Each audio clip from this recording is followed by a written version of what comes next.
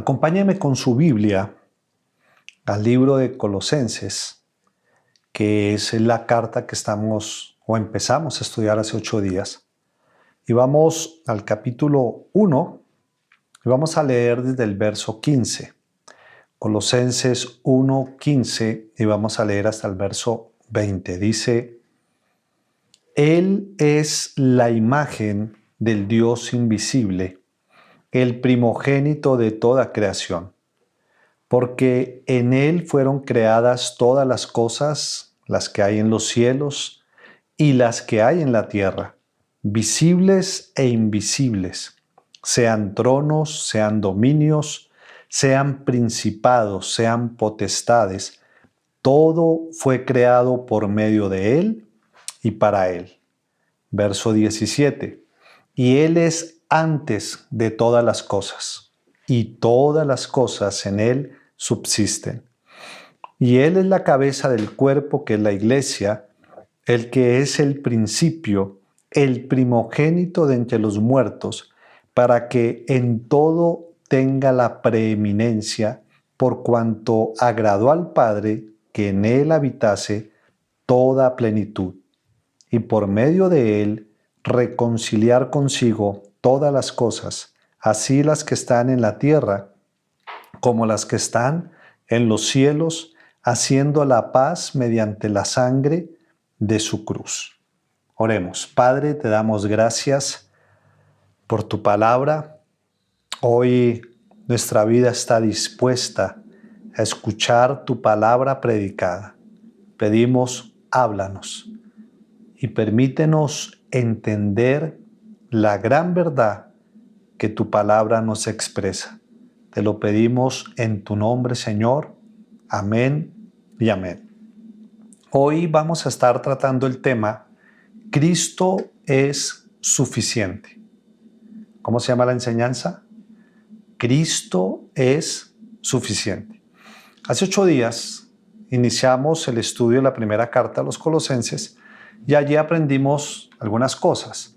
Aprendimos que debemos orar por la iglesia, pero no solo por la iglesia a la que asistimos, es decir, la iglesia local, sino debemos de orar por la iglesia universal, por toda la iglesia del Señor. Y esto es importante porque ya no está eso de que mi iglesia es la mejor. No, la mejor iglesia es la iglesia del Señor.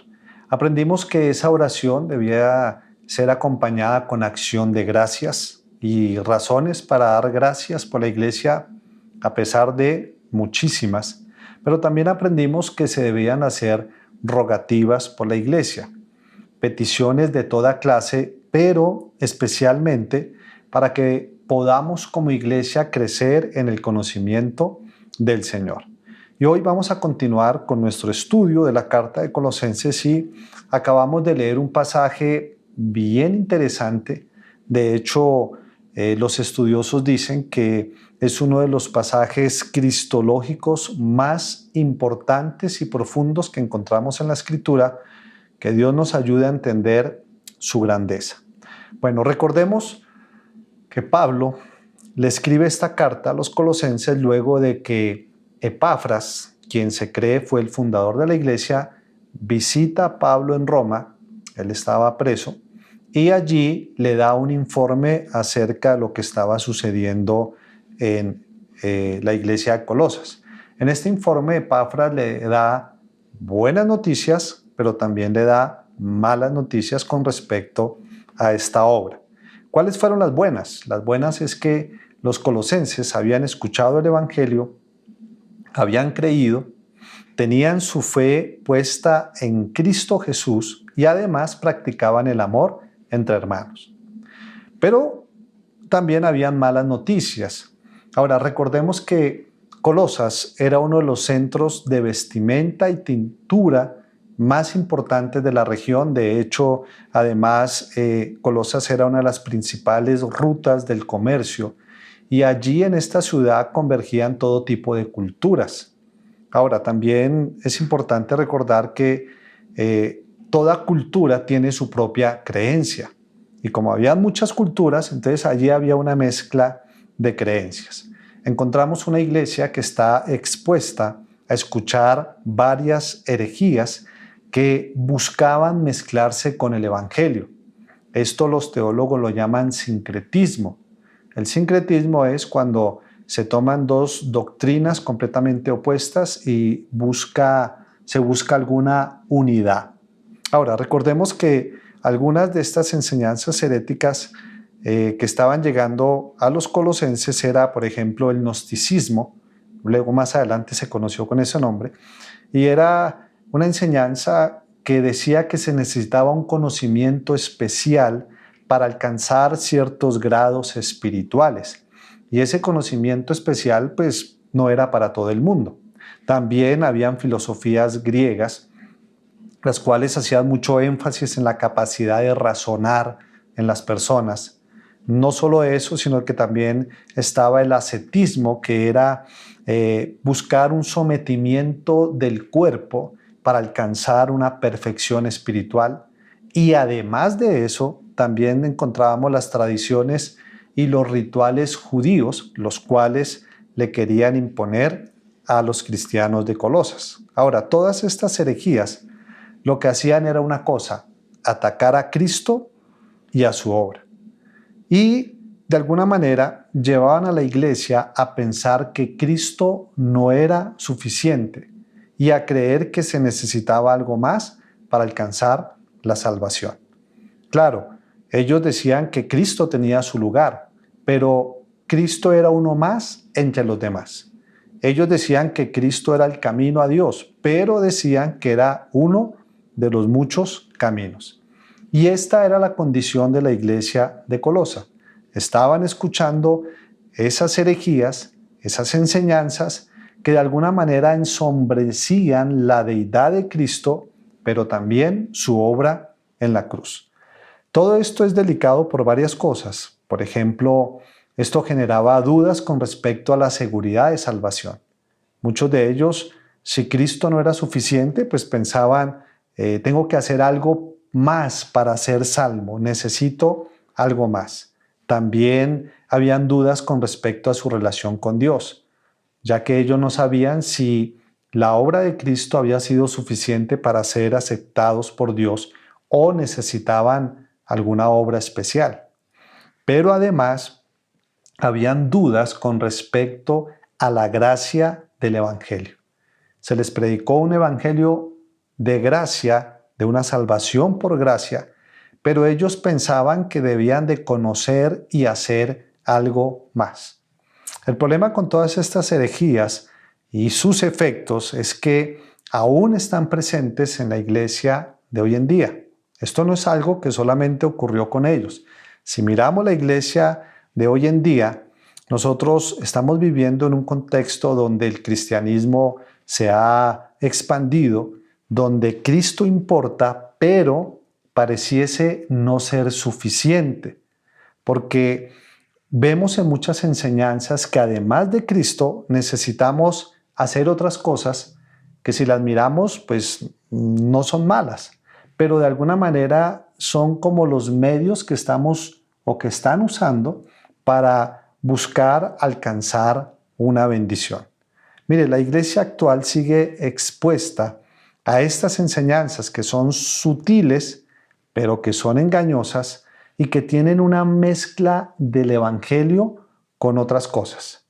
El problema de las mezclas, y especialmente de esta mezcla del evangelio con otras cosas, es que nos impide entender y aceptar la verdad que hoy vamos a ver. ¿Cuál es esa verdad?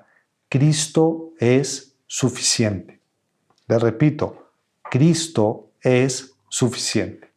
Mire, debido a la mezcla que existe, te repito, hoy en día de evangelio con otras cosas, vemos a muchos creyentes que son buenos, pero que dudan de su salvación y de alguna forma buscan hacer 1000 cosas para tratar de asegurarla. Ahora, esto sería un buen momento para preguntarle, ¿usted está seguro de su salvación? Mire, esta mezcla hace que algunos se preocupen por lo que no debían de preocuparse, pero también hace que otros no se preocupen por lo que sí deben de preocuparse. Y como dicen por ahí, el que lo entendió, lo entendió. Ahora, ¿qué más hace esta mezcla hoy en día?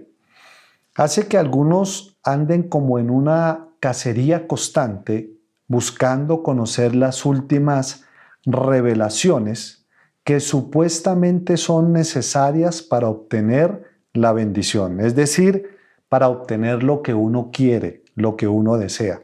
Otros, por causa de estas mezclas, terminan dependiendo más del hombre que de Dios. Y ellos de alguna forma necesitan ser motivados constantemente para permanecer firmes en la vida cristiana. Porque si no hay alguien que los esté motivando, ellos terminan desanimados. O como dicen algunos, me enfríen. En pocas palabras, un evangelio mezclado con herejías nos está diciendo una cosa y es: Cristo no es suficiente. El evangelio mezclado con herejías nos dice una cosa, ¿cuál? Que Cristo no es suficiente. Ahora, alguien podría preguntarse, bueno, si este problema no es nuevo y ha existido durante toda la vida, ¿habrá acaso alguna solución? Y si hay solución, ¿cuál es? Pues de eso trata el mensaje de hoy. Hoy vamos a mirar qué hizo Pablo con la iglesia de Colosas frente a este problema. Entonces, recapitulemos. Había noticias buenas y noticias malas. Frente a las noticias buenas, ¿qué hizo Pedro? Se alegró y oró con gratitud, pidiendo al Señor que ellos pudiesen crecer en el conocimiento de Dios. Eso fue su actitud frente a las noticias buenas. ¿Pero qué hizo frente a las noticias malas? Pablo comienza exponiendo las herejías, Pablo no comienza exponiendo las herejías, si usted pudo leer. Él no comienza hablando mal de las doctrinas erradas, aunque esto lo hace más adelante, sino que lo primero que hace Pablo es recordarles a los colosenses la deidad del Cristo en quien ellos habían creído. Por eso, si usted quiere tener una seguridad de salvación, si usted quiere tener paz, confianza en su relación con Dios y no estar corriendo de aquí para allá buscando alcanzar lo que ya le fue dado por gracia, es necesario que usted conozca y recuerde constantemente quién es ese Cristo en el cual usted ha creído. Porque cuando nosotros vivimos conscientes de quién es Cristo, nos vamos a dar cuenta de una cosa: Cristo es suficiente. Ahora, cuando decimos vivir conscientes de Cristo, no estamos hablando solo de la interpretación histórica o filosófica o tal vez intelectual de Cristo, sino que hablamos de esa contemplación de lo que la Escritura nos dice, esa contemplación que nos seduce a adorarlo y a aceptarle como suficiente. Por eso hoy, a través de esta enseñanza, vamos a recordar la deidad de Jesús. Vamos a recordar quién es este Cristo en el cual hemos creído. Vamos a recordar quién es nuestro Salvador. Y lo vamos a ver a través de dos puntos. Vamos a ver primero a Jesús como el Rey del universo y luego vamos a ver a Jesús como la cabeza de la iglesia. Entonces, volvamos al pasaje leído y vamos con el primer punto. Colosenses capítulo 1, verso 15 al 17 dice: Él, hablando de Cristo, es la imagen del Dios invisible, el primogénito de toda creación, porque en Él fueron creadas todas las cosas, las que hay en los cielos y las que hay en la tierra, visibles e invisibles, sean tronos, sean dominios, sean principados, sean potestades. Todo fue creado por medio de Él y para Él. Y Él es antes de todas las cosas y todas las cosas en Él subsisten. Entonces, todas estas expresiones que acabamos de leer, que Pablo usa en estos tres pasajes, nos muestran a Jesús como el Rey del universo. Jesús como el Rey del universo. Y vamos a mirar por qué. Le invito a que leamos nuevamente la primera frase del verso 15. Dice, Él es la imagen del Dios invisible. Él es la imagen del Dios invisible. Lo primero que hace Pablo es presentar a Cristo en su relación con Dios. Y en su relación con Dios le recuerda a los colosenses, pero de paso nos está recordando a nosotros una gran verdad. ¿Cuál es esa verdad?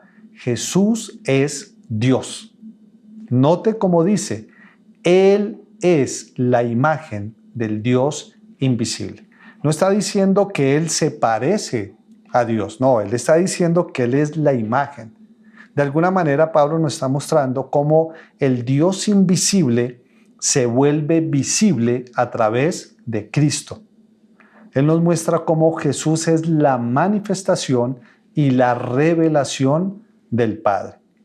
De hecho, Jesús lo dijo de una mejor forma. Mire, acompáñeme a Juan, capítulo 14, verso 8 y verso 9.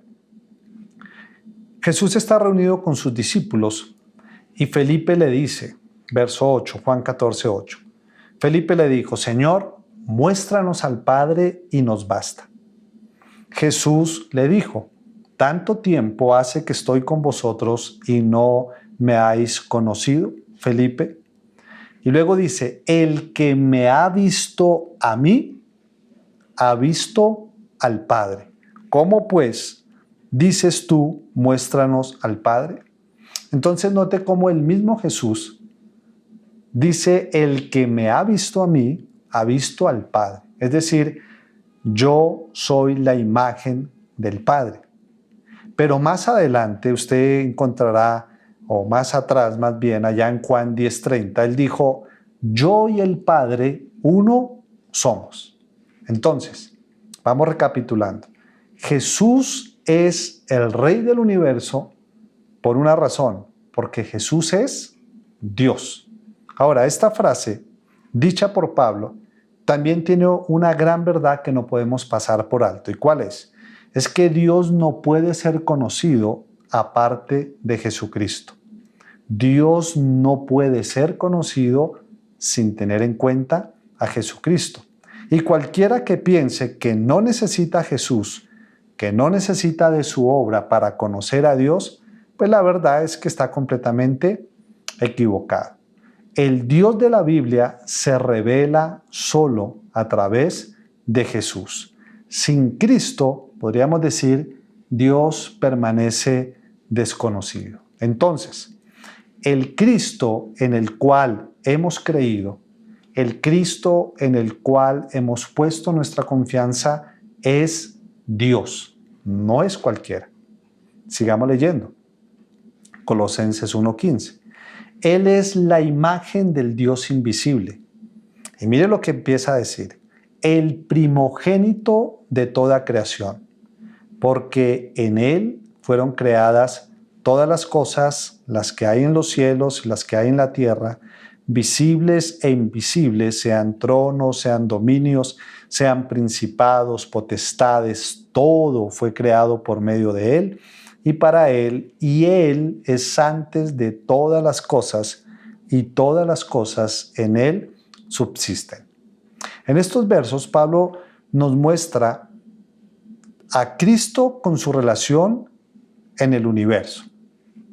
Mire, así como nosotros no podemos conocer a Dios sin Cristo, de igual manera, este universo está fuera de nuestro alcance o de nuestro entendimiento sin Cristo. Mire cómo termina el verso 16. Dice, todo fue creado por medio de Él y para Él. Este mundo tiene su significado en Jesús. Mire, cuando Cristo no es tenido en cuenta, este universo no tiene explicación, este universo no tiene sentido y es cuando aparecen las suposiciones o las teorías. Por ejemplo, algunos dicen que este universo fue creado por el Big Bang, una gran explosión, y de esa gran explosión surgió todo el orden que nosotros vemos en el universo. Y la verdad, se necesita más fe para creer que de una explosión surgió todo esto tan bien hechecito, que para creer en Cristo, o para creer que Cristo, como dice la palabra, es creador, que todo fue creado por Él y para Él. Entonces, cuando nosotros no tenemos en cuenta a Cristo, empezamos a suponer cosas. De hecho, hay otra suposición, y es que este mundo o este universo es tan grande que debe haber vida en otros planetas. Ahora, pensamos esto porque no tenemos en cuenta el propósito de un universo tan grande.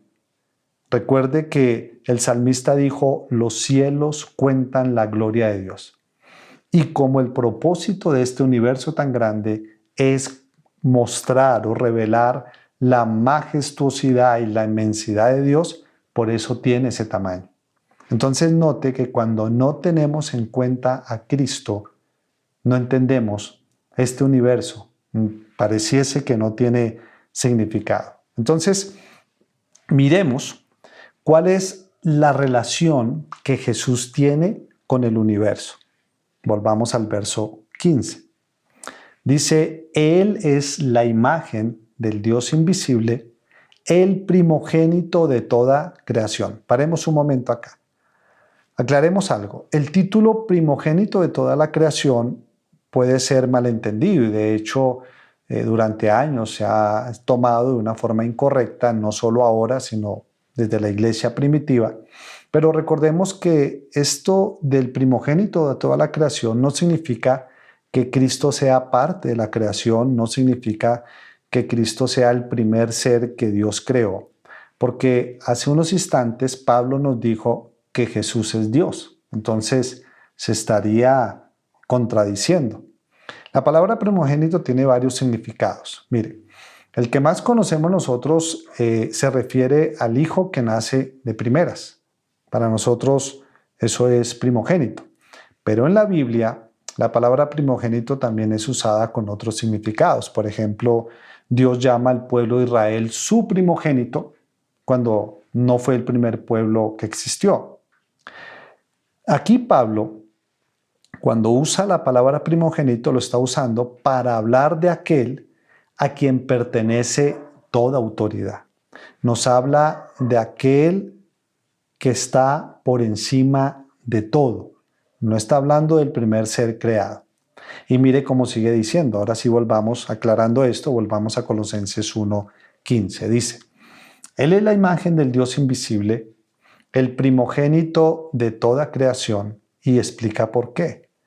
Porque en Él fueron creadas todas las cosas. ¿Cuáles cosas? Las que hay en los cielos, las que hay en la tierra, visibles e invisibles, sean tronos, sean dominios, sean principados, sean potestades. Todo fue creado por medio de Él y para Él. Entonces, Jesús es el Rey del universo, primero porque Él es Dios, ya lo vimos. Pero segundo, porque todo fue creado por medio de Él y para Él. ¿Qué cosas fueron creadas por medio de Él y para Él? Las acabamos de leer. Dice: las que están en los cielos. Piense por un momento en el tamaño del universo. Todo fue creado por medio de Él, de Jesús, y fue creado para Jesús. Y sabemos que el universo es de un tamaño gigantesco. De hecho, se habla de años luz para medir kilómetros, y es un asunto que la verdad yo no entiendo y no sé si algún día lo llegue a entender. Pero lo que sí vemos es que este universo es tan grande que no tiene medida. ¿Quién creó eso? Aquí nos dice que el Señor, aquel en el cual hemos puesto nuestra confianza. Pero no solo las cosas que están en el cielo, sino que también dice: y las que hay en la tierra. Todo este mundo natural que nuestros ojos ven y el cual nos extasia o nos deleita con sus paisajes y con todas sus bellezas, fue creado ¿por quién? Por Jesús. Pero sigue diciendo: las que hay en la tierra, visibles e invisibles, sean tronos, sean dominios, sean principados, sean potestades. Entonces, aquí nos está diciendo que el mundo material y el mundo espiritual fue creado ¿por quién? Por Él. Y Él está por encima de todos ellos. Ahora, esto nos enseña algo importante, mire. Este mundo no está dividido en dos poderes. Hay una teoría o no, una doctrina, no sé cómo llamarlo, que se llama el dualismo y que nos habla de que en este mundo hay dos poderes, el bien y el mal, y que ellos luchan entre sí a ver cuál gana. Y de alguna manera en el cristianismo nos enseñaron lo mismo, que hay dos poderes, Dios y Satanás, que a veces vence Dios, pero a veces vence Satanás. Pero lo que acabamos de ver nos dice otra cosa. Nos dice que Él creó las cosas visibles e invisibles y dice exactamente, sean tronos, sean dominios, sean principados, sean potestades, todo fue creado por medio de Él y para Él. Entonces, eso de que a veces gana Dios, pero que a veces gana el diablo, no es así. Recuerde, Dios, en este caso Jesús, creó todo y Él está por encima de todas las cosas. Por eso usted y yo no debemos de tener temor al diablo, porque Jesús es Señor de todo. Y como dijo alguien, el diablo es el diablo de Dios. Y Él solamente puede hacer lo que Dios le permite y absolutamente nada más. Pero el verso 17 nos dice algo más con respecto a ese Rey del universo. Ya vimos que Él es Dios. Ya vimos que Él es el Señor del universo. Pero también veamos en el verso 17 que dice, y Él es antes de todas las cosas y y sustentador de todas las cosas. O todas las cosas en Él subsisten. Entonces, Cristo es también eterno y todo este mundo subsiste por Él. Pablo lo deja en claro. Pablo nos está diciendo que sin Cristo este mundo dejaría de existir. No es como dicen algunos, que Dios creó al mundo y lo dejó funcionando solo, como el que le da cuerda a un reloj para que camine. No, este pasaje nos dice que Jesús sigue a cargo de este mundo, controlando todos y cada uno de sus acontecimientos, incluido el COVID. Eso está controlado por Dios. Hace poco hablaba con una persona y me decía, ojalá Dios tome el control de esta pandemia. Yo le decía, Él ya lo tiene. El Señor tiene el control. Si algún día Dios pierde el control, es porque no es Dios. Entonces, Dios está controlándolo todo. Incluso, tanto así, que el fin de este mundo será cuando Él venga. Y cuando Él venga va a establecer un nuevo mundo y va a establecer una nueva humanidad. Y es ahí donde está puesta nuestra esperanza. Entonces, concluyamos este primer punto. Jesús el Cristo, en el cual usted y yo hemos creído, en Él descansa el presente y el futuro de nuestras almas, porque Él es el Señor del universo, Él es el Rey del universo, Él es Dios, ya lo vimos, Él es el creador de todas las cosas, Él es quien sustenta y quien sostiene al mundo, Él está por encima de todo lo creado, incluyendo a Satanás y sus demonios. Por lo tanto, usted y yo podemos estar tranquilos en su promesa de salvación y no tenemos nada que temer por una razón. ¿Cuál es? Él es suficiente. Cristo es suficiente.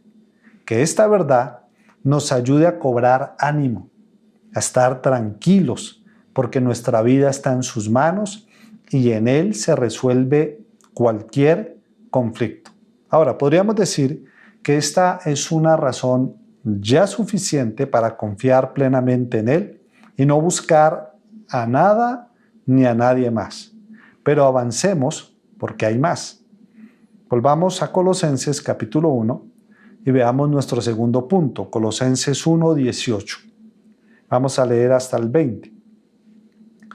Dice, y Él es la cabeza del cuerpo, que es la iglesia, el que es el principio, el primogénito de entre los muertos, para que en todo tenga la preeminencia, por cuanto agradó al Padre que en él habitase toda plenitud, y por medio de él reconciliar consigo todas las cosas, así las que están en la tierra como las que están en los cielos, haciendo la paz mediante la sangre de su cruz. El segundo punto que encontramos allí es que Jesús es la cabeza de la iglesia. Entonces, como creador, Jesús toma el primer lugar en el universo, pero como redentor, Él toma el primer lugar en la iglesia. Y esto es cierto no solo en la iglesia universal de Cristo, sino también en la iglesia local. ¿Cuál verdad? Jesús es la cabeza.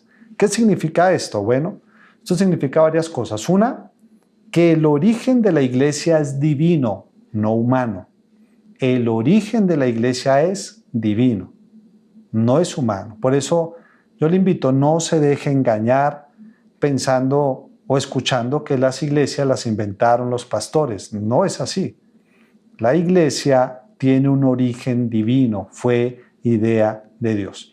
Yo sé que muchos, por causa de las fallas de algunos pastores, decidieron no volver a una iglesia argumentando que no es necesario. Pero escuche esto, si usted ha creído en Cristo, dice la Escritura que Él es la cabeza de la iglesia. Y usted, como miembro, debe ser parte de ella, porque la iglesia es el cuerpo de Cristo y si usted ha creído en Él, usted hace parte de ese cuerpo. Ahora, otra cosa más. La autoridad dentro de la iglesia, por cuanto Cristo es la cabeza, no la tiene un hombre, la tiene Él, es decir, Cristo. Mire, no importa cómo se llame el hombre, se puede llamar el Papa, se puede llamar el apóstol, se puede llamar el profeta, se puede llamar el pastor. La cabeza de la iglesia no la tiene ninguno de ellos. La cabeza de la iglesia es y debe ser solo Cristo. Ahora, esto no solo en teoría, debe ser también en la práctica. ¿Por qué lo digo? Porque uno conoce o ha visto iglesias que dicen que Cristo es la cabeza, pero en realidad la cabeza es el pastor. ¿Por qué lo digo? Porque él termina enseñando y diciendo cosas que Cristo no dijo, ni cosas que Cristo enseñó. Incluso se creen tanto la cabeza de la iglesia que terminan creyéndose los dueños de la iglesia y haciendo lo que quieren con la iglesia, olvidando que el pastor no es el dueño de la iglesia, el pastor es solo un miembro más de la iglesia que sirve a la iglesia con el don que Dios le dio. Recuerde algo, en la iglesia verdadera no hay estrellas. Recuerde que las estrellas salen cuando el sol no está. Usted nunca verá las estrellas cuando el sol brilla. Malaquías dijo que, hablando y haciendo referencias del Mesías, que él era el sol de justicia. Y cuando el sol de justicia está presente en una iglesia, no hay estrellas, no hay superungidos, no hay jerarquías. Solo Cristo es la cabeza. Y solo Él merece la gloria y absolutamente nadie más. Si de pronto la iglesia donde usted asiste, Cristo no es la cabeza, entonces muy seguramente esta no es una verdadera iglesia. Porque una verdadera iglesia debe buscar constantemente que Cristo sea visto, que Cristo sea oído, pero que también Cristo sea obedecido. Cristo no es simplemente el fundador de una religión o un buen maestro espiritual más, no. La Biblia nos dice que Cristo es la cabeza de la iglesia. Ahora, si Cristo en el cual usted y yo hemos creído, es la cabeza de la iglesia, esto asegura muchas cosas. ¿Por qué? Porque los pastores pueden fallar, pueden hacer cosas indebidas, pueden abandonar, incluso hasta maldecir. Pero como creyentes, nosotros dependemos de Cristo, nuestra cabeza. Y la palabra nos enseña que Él nos sostendrá hasta el final. Por eso podemos estar tranquilos y confiados, sabiendo que Cristo es la cabeza. Pero también dice ahí que no solo es la cabeza, sino que Él es el primogénito de entre los muertos. Pablo, escribiendo a los Corintios y resaltando la resurrección, dijo: si Cristo no hubiese resucitado, vana sería nuestra predicación, vana sería nuestra fe. Y aquí nos está recordando que Jesús fue la primer persona que resucitó de entre los muertos y que nunca más morirá. No como Lázaro. Lázaro resucitó, pero él volvió a morir, y hay otros que el mismo Señor Jesús resucitó y otro profeta también. Pero ellos volvieron a morir. Pero cuando nos habla de que Jesús es el primogénito entre los muertos, nos está diciendo que Él es el primero, Él es el modelo, es el precursor, el garante de nuestra resurrección. Por eso nuestra salvación y resurrección están aseguradas en Cristo. Y terminemos con el verso 20. Leámoslo, por favor. Dice, hablando de Cristo, y por medio de Él reconciliar consigo todas las cosas, así las que están en la tierra como las que están en los cielos, haciendo la paz mediante la sangre de su cruz.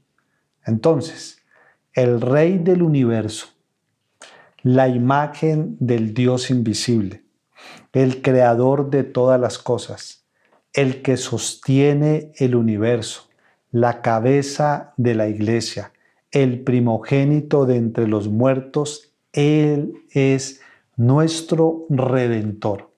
Él es nuestro Salvador y ya, basados en lo que acabamos de leer, nos reconcilió con Dios.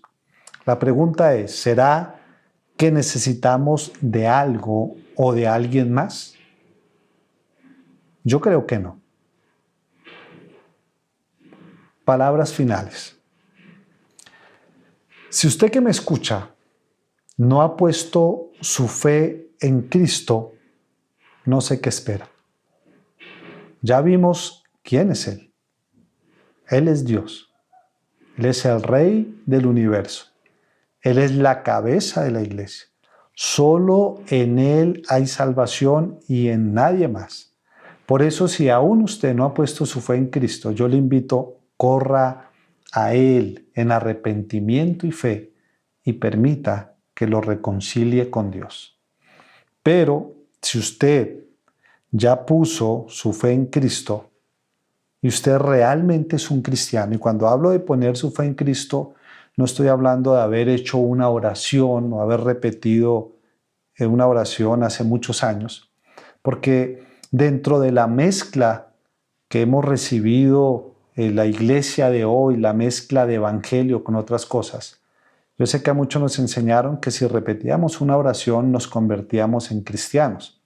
Pero cuando miramos la Biblia no enseña eso. Aquel que es creyente es aquel que realmente ha puesto su fe en Cristo Jesús y su vida lo demuestra. No es aquel que hizo una oración y sigue haciendo con su vida lo que quiere. Pero si realmente usted ya puso su fe en Cristo, yo le invito a una cosa: descanse en su obra perfecta. Nunca olvide esa gran verdad.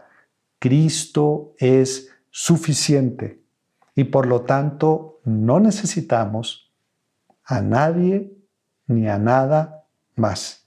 Deje de correr de aquí para allá tratando de alcanzar lo que ya es suyo por la gracia de Dios. Deje de buscar nuevas revelaciones. Ya tenemos la mejor, tenemos la Biblia. El canon bíblico se cerró hace muchos años y ya lo que La iglesia necesita conocer, ya está ahí. Ahora, yo sé que cuando realmente hemos puesto nuestra fe en Cristo, nos duele profundamente fallarle y nos sentimos viles delante de Él. Incluso cuando le hemos fallado, a veces como que no quisiéramos acercarnos a Él por causa de nuestros pecados y nos sentimos tan mal. Pero ahí es cuando debemos recordar algo. Cristo nos reconcilió con Dios.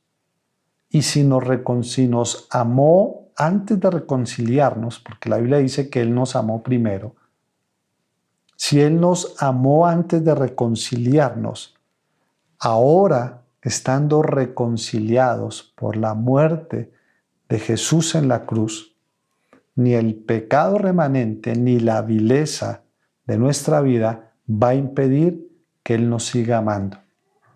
Somos aceptos en Él. Y yo sé que a veces no es fácil entenderlo, pero cuando estamos en Cristo, Dios se complace en nosotros porque nos ve en Él. Estamos escondidos en Él. Y aunque a veces hay imperfección,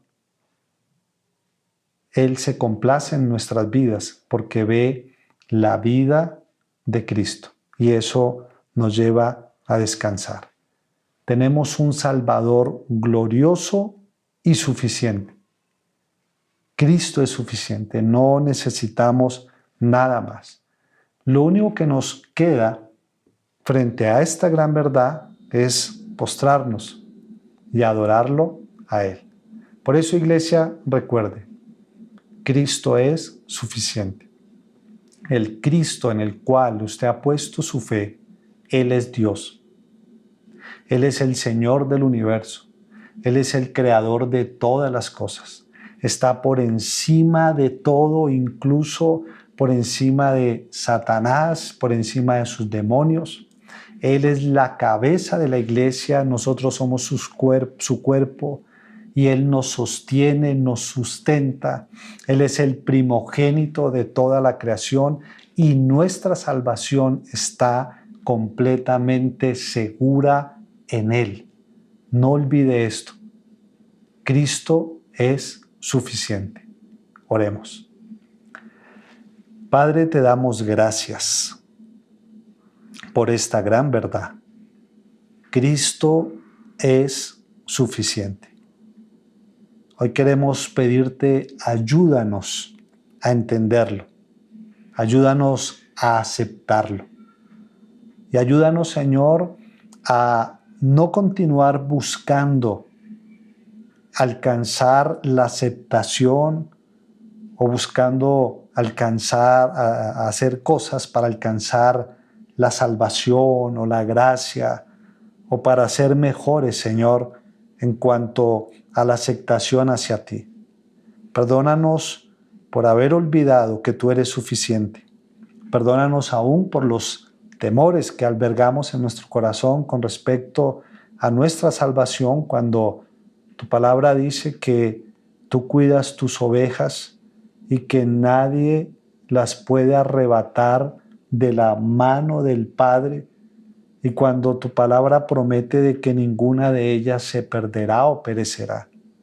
Ayúdanos, Señor, a entender esta verdad. Ayúdanos a descansar en ti, Señor. Que hoy tú puedas traer seguridad y salvación a nuestro corazón. A saber que somos salvos en ti. Y naturalmente esa salvación y esa seguridad en nuestro corazón nos lleva a una vida de santificación, a una vida de mejoras, si podemos llamarlo de esta manera, para ti. Hoy queremos descansar. Pedimos, Señor, ayúdanos a descansar en esta verdad. Tú eres suficiente. Y que toda carga, Señor, todo peso que fue puesta en nuestra vida por causa de esa mezcla de evangelio con otras cosas, las cuales nos han hecho pensar que no podemos de ninguna manera agradarte o a pensar de que no somos aceptados por ti, de pensar de que tenemos que hacer algo especial para alcanzar la salvación. Señor, que esa carga sea quitada de nosotros y que podamos tener la paz de que si realmente hemos puesto nuestra fe en ti y nuestra vida da testimonio de ello, que podamos descansar, Señor, sabiendo la verdad de que Cristo es suficiente. Hoy te damos gracias, Señor, por esta gran verdad y bendecimos tu nombre. En el nombre de Jesús. Amén y amén.